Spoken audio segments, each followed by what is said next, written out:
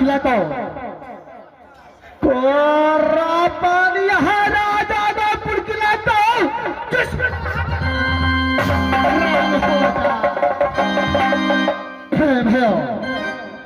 कितना वर्णन बताऊंगा मैं, हो तेरा मेरे पास टाइम नहीं है।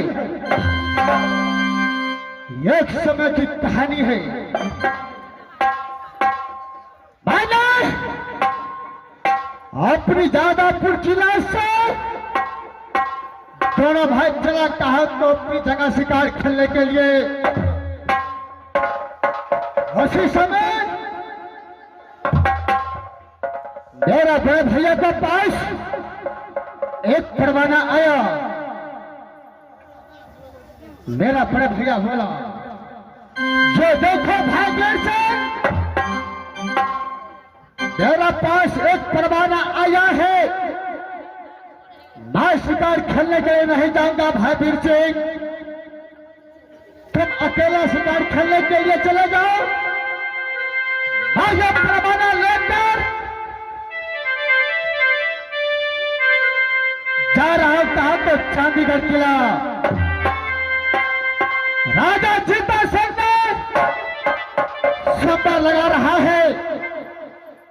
10 परवाना भेजा है भाई वीर सिंह।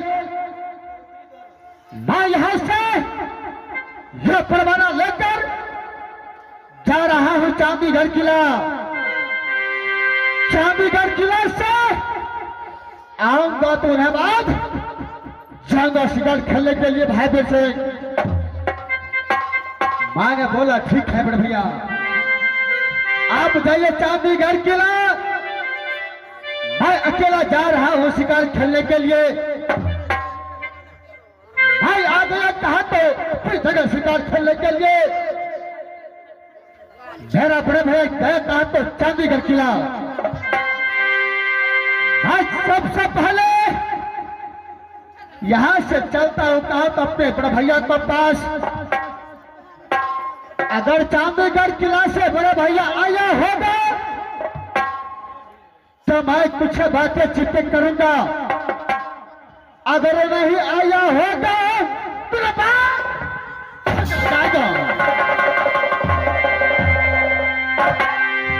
मैं यहां से चलता हूं अपने बड़े भैया का महल।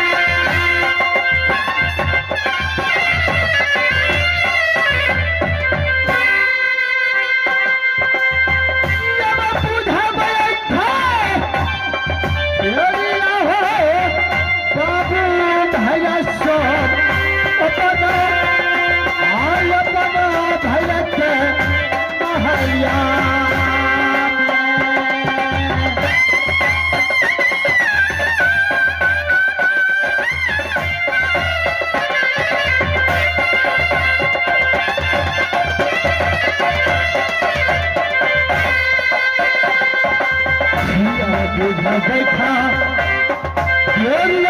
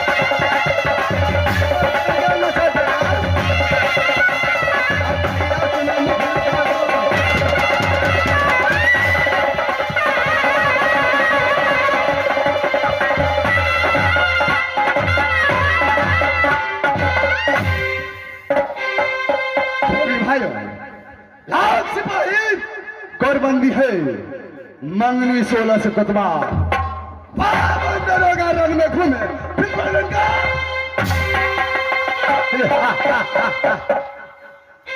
क्या बोला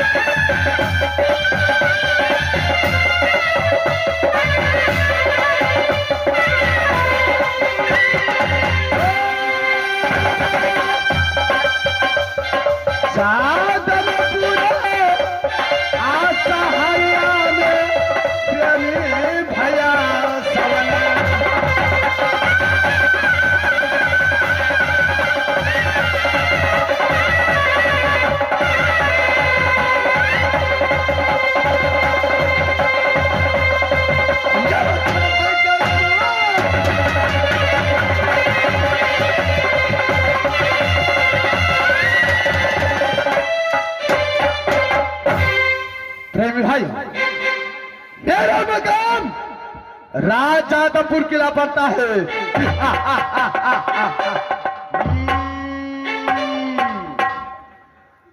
तो पिताजी का नाम, पिताजी का नाम क्या नहीं जानता है। कामनो किला में जादव सिंह छतरी पड़ता है, परंतु दो भाई का भैयारी राजादापुर किला में, दो भाई का भैयारी राजादापुर किला में मुझसे छोटे भाई को नाम, मुझसे छोटे भाई को नाम वीर सिंह लुटेरा पड़ता है, परंतु मेरा ही नाम, मेरा ही नाम जिस मां के गोद में बच्चा रोता है उसका मां बोलता है बच्चे सो जाओ। प्रेमी भाई, उसका मां बोलता है बच्चे सो जाओ वरना राम सिंह आएगा उठाएगा। वो बच्चे सो जाता है, परंतु वही मेरा नाम, वही मेरा नाम चोर, डकैत या लुटेरा राम सिंह पड़ता है। दाने दाने में लिखा है खाने वालों के नाम, दाने दाने में लिखा है खाने वालों के नाम, गोली गोली में लिखा है मरना। प्रेमी भाई, मैं जब जब दौड़ी पर आता हूं तो ना एक मंत्री का देखता हूं और ना ये पलटन का। ठीक है, मैं अपनी अदालत में थोड़ा देर इंतजार करता हूं, देखता हूं इस दरबार के बीच मंत्री आता है या भाई फिर से। मैं थोड़ा देर इंतजार करके देखता हूं ये भाई वीर सिंह आता है इस दरबार में या मंत्री। मैं थोड़ा देर इंतजार करता हूं।